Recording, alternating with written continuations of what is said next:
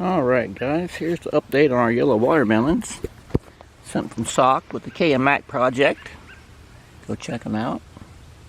Yellow fleshed watermelons. They're yellow inside, guys. But this is what we got going on. Got a few of them out here. And a little trough. Raised bed, whatever you want to call it. Not doing too bad. It's still kind of little. Hopefully they get the full size. Our grow season here is really short, but we're trying. Can't wait to see what everybody else is doing.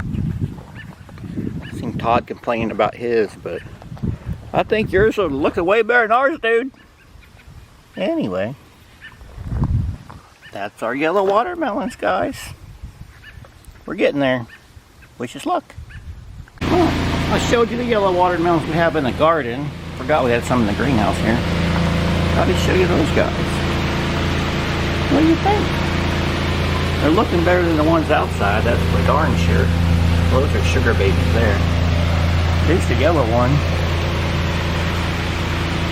Looking pretty good.